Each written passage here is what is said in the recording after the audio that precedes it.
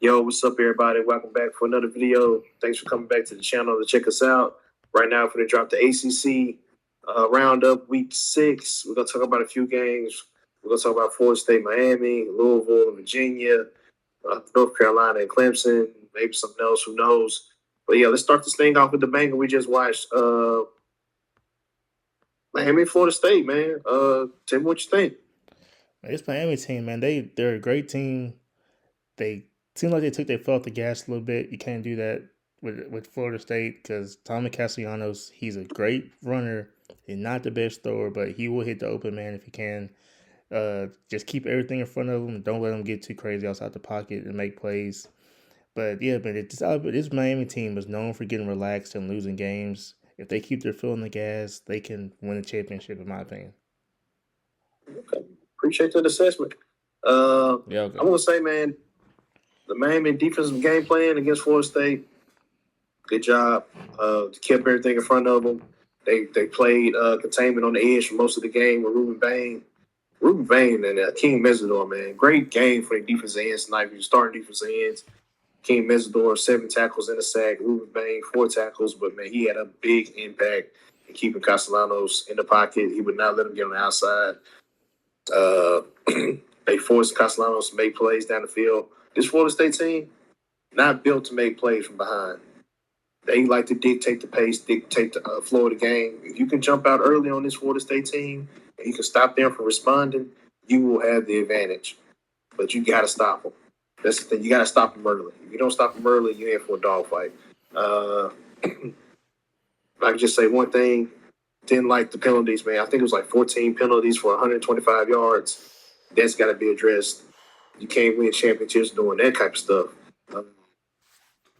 Not to take any disrespect to Florida, but if you used to play a better team, no way you'll win a game like that. Lesser competition, you can squeak by maybe.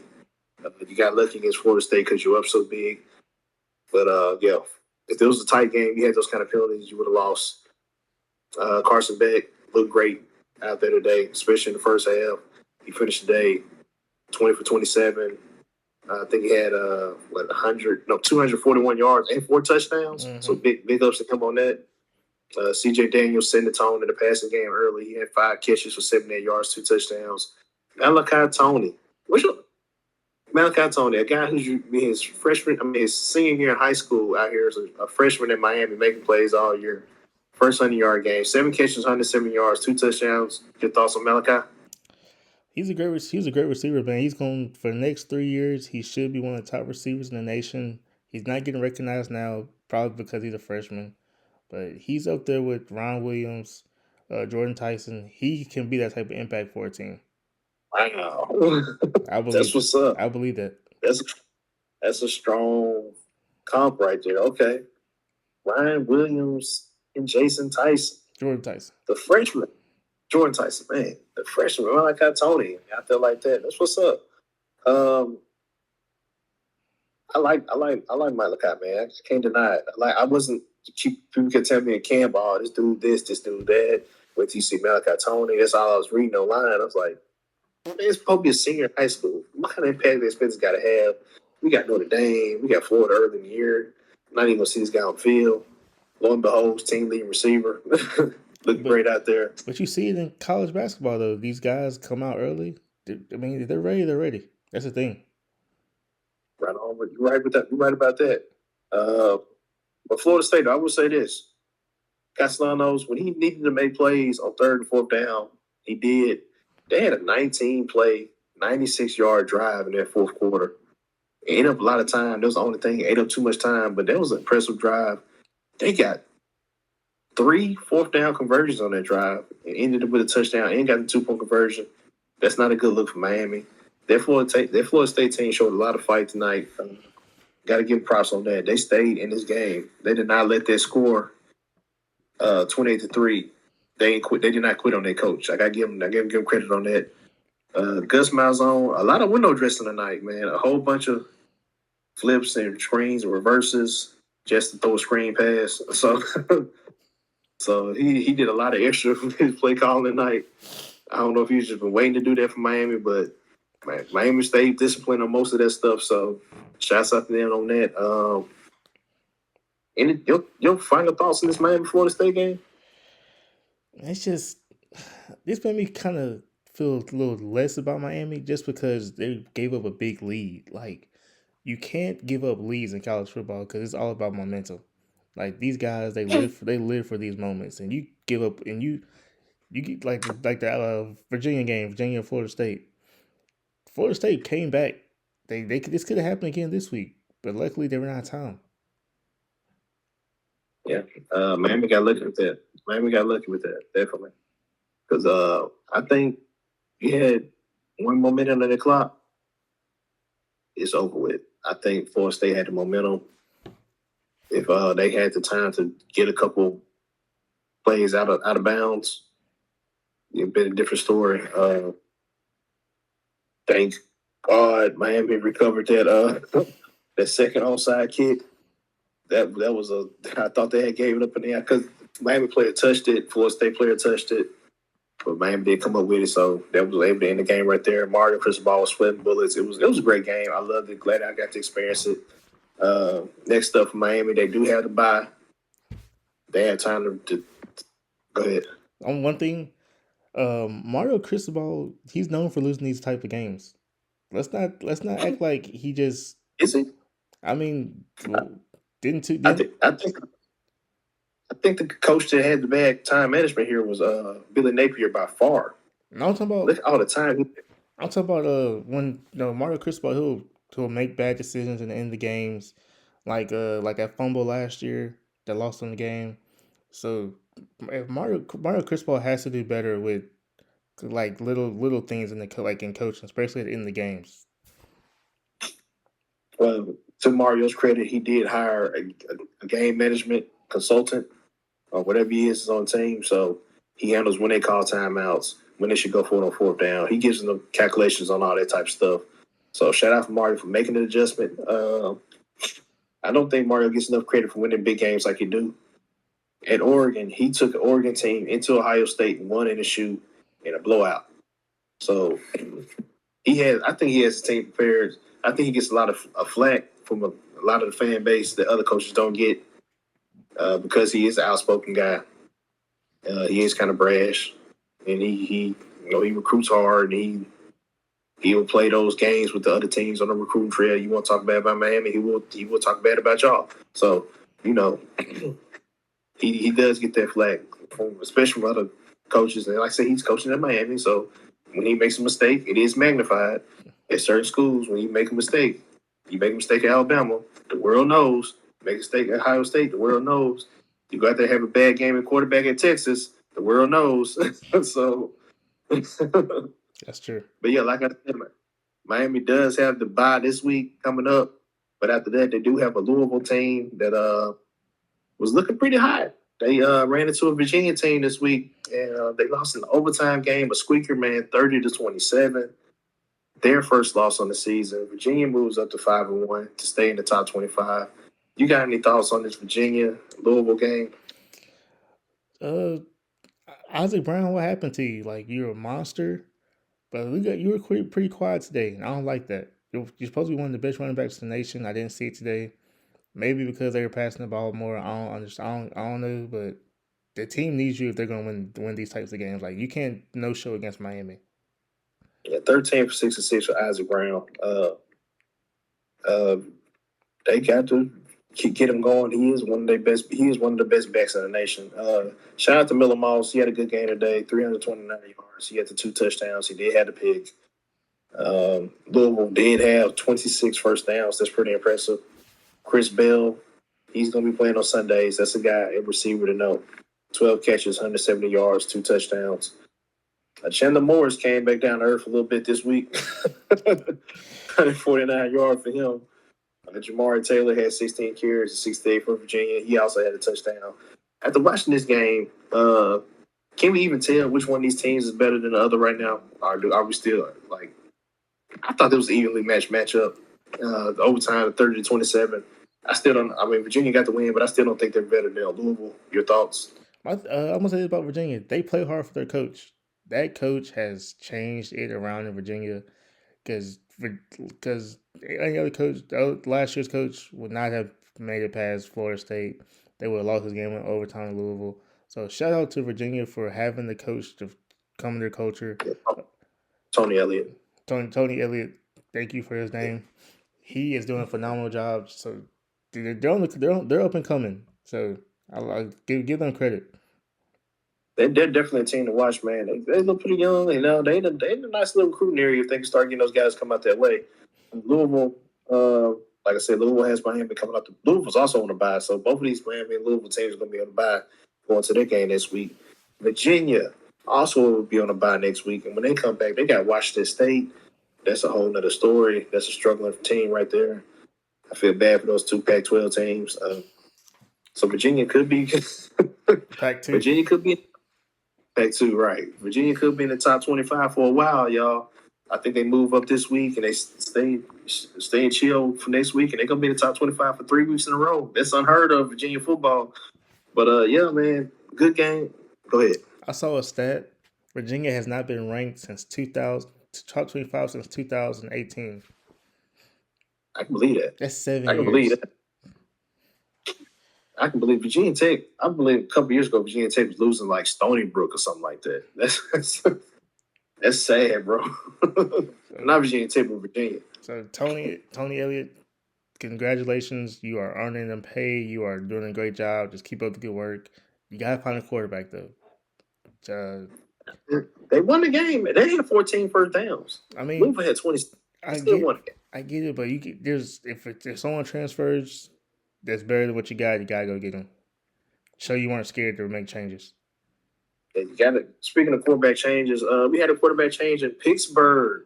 We talked about there might be a change coming down the pipeline, and the Pittsburgh played. Who was it? Can't even think of it now. It's in the notes. I'm sorry, y'all. Boston College. We're at home. Pittsburgh was at home. They switched from Eli Holstein to Mason. Hope I say this right. Hitchell. Something like that. Yeah. Mason. We're gonna call him Mason until we get his last name right. The freshman. Mason 30 Bald. for 41. Huh? I said Mason Bald. Yeah, Mason Bald. Yeah. 30 for 41, 323 yards, 4 touchdowns. Let's just talk about Mason, man. I mean, Boston College, not really a great team. Pittsburgh, 48-7. Your thoughts on Mason? Mason did good. They're crazy because the change came the hour before the game tipped off. So something happened. I want to know what happened. I need to know what happened because either the coach was like, I can't do it no more. My job on the line. I got to take a change. I don't know if the dude cussed him out or what, but the coach felt like a change was needed. And shout out, sometimes a change is needed. Coaches are scared to make changes, but he was not scared. And look what happened. It paid off. Yes, it was against Boston College, but this is the type of time you would make a change against an inferior team to see what you have to get the confidence up. So hopefully next week he plays the exact same. He drops off just a little bit because, he can't play perfect every game, but you see that the development is there. Well, next week it's going to be interesting because this Pittsburgh team is going to be on the road, and they're going to have Florida State. So I can see them beating Florida State, though. We'll say that for the Florida State losing 3 in a row? We'll say that for the pick'ems. Yeah, let's say that for the pick'ems. So, yeah. But speaking of another team that wasn't afraid to make some changes, shout out to Virginia Tech. They were coming in this game this week on a 2-game winning streak. They were at home against Wake Forest. They did not get the dub today. Wake did, 30-23. Virginia Tech had to make some changes. I thought they was moving in the right direction. They slipped up this week. But I think this Wake team is better than what a lot of people think. They are. Your thoughts? You said you want to give a shout out to a guy from this game? Let's give it. Hey, Robbie Ashford, when you were at Auburn, I believed in you. People thought I was crazy. You never got enough time. You didn't have the weapons at Auburn. You didn't have the defense either. You had a bad coach, but you transferred to Wake Forest where people believed in you, and you have been balling ever since. Thank you for proving me right. You will be playing on Sundays as a backup, not a starter, but you will be on a team. So just keep believing in yourself. From the snap to the end of the game, Wake Forest dominated. The defense dominated.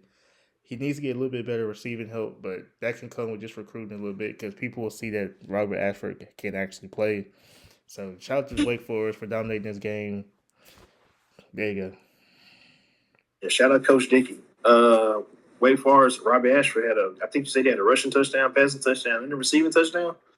Shout out for the trifecta for him, man. He got it done. Good quarterback play for him today. Speaking of another quarterback that really needed some good quarterback play coming in, he has been struggling mightily this year. Let's go back up to North Carolina, man. Check out on Cade Klubnik and the Clemson Tigers as they took on the Tar Heels. Tar Heels also made a QB switch. They went to Max Johnson this week. Didn't matter because Cade Klubnik finally decided to play some football this week. He looked amazing. Clemson came out firing on all cylinders early. It was like 28-0 in the first quarter. You got anything to say about this game? Not much. Don't understand why they took out Gio Lopez. He wasn't playing bad. And Max Johnson's definitely not the man. So I don't know why would you play Max Johnson. Maybe Bill Belichick likes the white boy better. I don't know. But if he's gonna make a change, play the freshman. Like, yeah, if he's a 5-star recruit, you might as well just play the freshman at this point if you're gonna play Max Johnson. But shout out to Cade Klubnik. Shout out to Randall for actually getting touches in this game. He's one of the best running backs in the nation, in my opinion. If they actually just give him the ball, the defense stepped up. But I mean, it's North Carolina. They're not ready yet. Yeah, I mean, people knew this was going to be a long season for North Carolina. I will say this: Max Anderson got in against TCU. He looked pretty good. He was the one that got the offense moving. Gio Lopez has not been terrible. He's gotten better week by week with me. But I think I can understand why they made the switch. I think he's trying to bring a little life into the program a little bit. I don't know if this is a permanent switch. Who knows? Maybe Max had been playing better in practice, and Gio was having a rough week, so you make the switch that way. I don't know, but I will say that this was expected. This was a game Clemson had to win. Told y'all that if they lost this game, the season was over. Now they're still in the conversation. Clemson got the win on the road this week against the team they're supposed to beat. Guess what? Next week they play a team they're also supposed to beat. They're on the road against Boston College. They should win that game as well. Clemson could be right back in the thick of things. If Clemson wins that game, they're 3-3. Somebody has to get the depth of who will matches really schedule. They don't play Miami. They do have Florida State. Go ahead. No, I mean, so stop talking.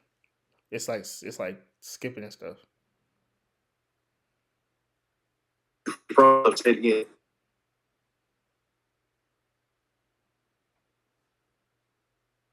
That's cool. Let's keep rolling. Hold on. Let's wait 1 second. All right. I want you to start back with they're playing Boston College. You gotta say everything. Let's say like they're supposed to win this game and all that. Okay. Well, this coming week, Clemson has a game against the team they're supposed to beat. They're playing Boston College. If they win this game, they're 3-3 again. They're back in the thick of it. Who's gonna get them the depth blow? There's really not a lot of teams that I see on their schedule that can do it. They don't play Miami. They don't play Georgia Tech. I think they got Florida State late in the year. So who's going to be the team to take them out? Your thoughts on Clemson? Clemson, you're still dog doo-doo. Not going to pick you ever. So, Wow. Cade Klubnik, you're not a first. This I mean, no, you picked North Carolina. Okay. Exactly. Cade Klubnik, you're not a first-round pick. And if you do get picked in the first round, please, God, help that team for make a GM change or something because they're not watching what we're watching. But he was supposed to be the best quarterback coming into the season this year in college football, and you are not playing like it. I knew you wouldn't, but hey, what do I know? I know you. So, yeah, Dabo, you're cooked. It's time to go, buddy. Yeah, man, I told y'all at the end of the year, man, Cade Klubnik is what I thought he is. This guy just does not show up when you want him to show up, when you need him to show up. This is not a first-round quarterback. He looked great today, but this is what he does. When the competition gets better, he gets smaller. Just look at the film. Look at his track record. It's there. The same can be said about Garrett Nussmeier. The same can be said about Lenore Sellers right now. These guys y'all had in the first round don't look like first round guys. They Lagway. should leave on Lagway. They should never put him there to begin with. They should leave those guys where they are. And let this stuff play out on the field. Shout out to Dante Moore. Putting it out there. Go ahead. I'm gonna say this. Can we just talk about how the non-SEC quarterbacks are playing better than the SEC quarterbacks? Like It's every year. Like it's Every just year. like can we finally get on? Can we finally understand that the SEC don't have the best quarterbacks in the nation? Go back and look at the draft picks. Most of the draft picks come from the Big Ten, and ACC at quarterback that in the top of the draft. But So you can't make people understand that they will believe that the SEC has the best quarterbacks every year. Hey, quarterbacks are important, so they try to stay on that. But whatever. That's enough of Clemson, North Carolina. Wasn't nothing really to see there. There was a straight up blowout. Speaking of quarterbacks, the Syracuse Orange team switched over to Ricky Collins after the injury. Still struggling over there. SMU. Kelly Jennings got going this week. 31-18. The Mustangs over the Orangemen. You got any thoughts on that game? Fran Brown, you gotta get your quarterback. So I know Steve Angeli's hurt, but you gotta get your backup plan for him just in case he comes back next year. Shout out to Steve Angeli for carrying this Syracuse team, like literally carrying them. He sacrificed himself just for the Clemson win. But they gotta step it up, man. The defense was supposed to be good this year. They've been playing pretty good, I guess, because they had the quarterback behind them, but they gotta step it up so they have the backup quarterback in. I would say defense looked good today, and they needed to look good, and they did slow SMU down a little bit. But I wasn't high on the Syracuse team, and now that Angeli transferred Appalachian State transfers down, I'm definitely out on this Syracuse Orangemen's team. SMU, they're starting to get cooking again. It's like 1 week they win, 1 week they lose, 1 week they. Well, next week they got a game they're supposed to win. Can they finally win 2 in a row? They got Stanford. SMU's the home team. Stanford's going to be traveling down to Dallas. SMU, if they don't win this game, I'm out on them too. They should not lose this game. It's a lot of cakewalks in the ACC next week, man. Another one is Wake Forest at Oregon State. They should win that game. The best game of the week is going to be Pittsburgh and Florida State or Virginia Tech, Georgia Tech. That's it. A lot of teams on the bye next week in the ACC. Not a lot to see here in this conference next week. NC State had a big victory. They beat a team they supposed to beat. They beat Campbell 56-10. They got Notre Dame next week. Notre Dame, the stepchild of the ACC, won 38-7 over Boise State. So just jump ahead and talk about the matchup next week between NC State and Notre Dame. Your thoughts or the early predictions, what you want to see? Well, you know who I'm not picking because I still don't believe in this team because they still haven't beat anybody.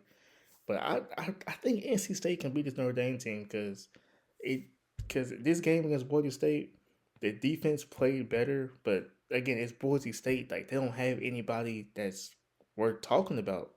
The running back didn't show up. He had one good game last week. But NC State, they got some weapons, and they got the quarterback to play against. So this NC State could give Notre Dame a run for their money if they let them. Yeah, man, it's going to be the battle of the CJs. CJ Bailey, CJ Carr. CJ Bailey out there in NC State had a bounce-back game. He has been up and down this year. They got to get a little bit better. Notre Dame really getting to cooking with his run game. CJ Carr looking good, throwing the ball down the field. I think I would favorite Notre Dame in this game. They are the home team. I'm not sure how good is NC State team. We're not sold on them yet, but we'll see. Don't want to give away too much.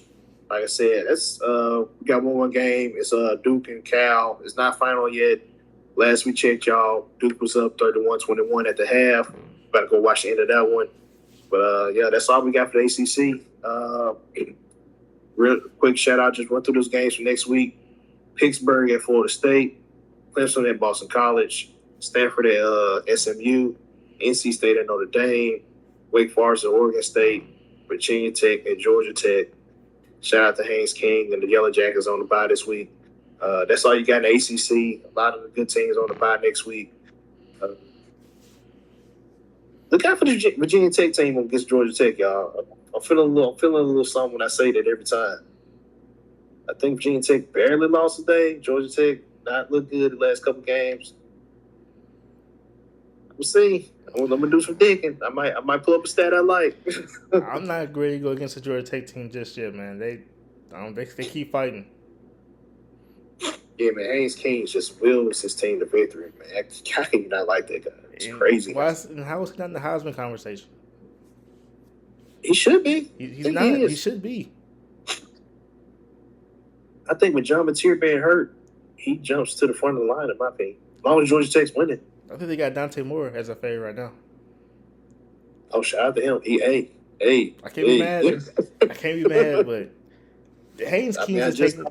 I just called Dante Moore the best quarterback in the country, so I can't back off of that. But Haynes King is taking a team that nobody expected to actually be this as good. So. So. Nobody. Who's on upset alert in ACC then? If not Georgia. After today, it's got to be Miami, right? But Miami's on the bye. Are you talking about for next week or the rest of the season? Yeah, for just next week in general. I'm going to run the games for you again. Pittsburgh at Florida State. Clemson at Boston College. Stanford at SMU. NC State at Notre Dame. Wake Forest at Oregon State. Virginia Tech at Georgia Tech. It's not many upsets though, because I can say Stanford. I can see Stanford beating SMU. I can see that. I probably see that too. But is it going to happen? I don't know. Stanford's throwing the ball a little bit better nowadays. They are. Could be. They are. That's SMU Achilles heel right there. So, because I can see. I don't think Boston College is beating Clemson, and I don't think Notre Dame is gonna lose to NC State, even though I really want them to. But I gotta go. So Stanford. you don't buy Pittsburgh beat Florida State. I mean, would it be the upset though? I think it would. I think spoiler, but I think Pittsburgh can win that game because Pittsburgh is a good team, especially with this quarterback change now. Yeah, definitely well coached team. Definitely. Pat Narduzzi, shout out Pittsburgh. Yeah. Head coach Pat. So Florida State, watch out. Yeah, but hey, y'all tell us in the comment section, man. That's all we got. We just rambling now, but let us know in the comment section what y'all think. Shout out to the ACC teams. This is it for the ACC this week. Y'all boys hit us in the comment section. Let us know what you think and hit us back.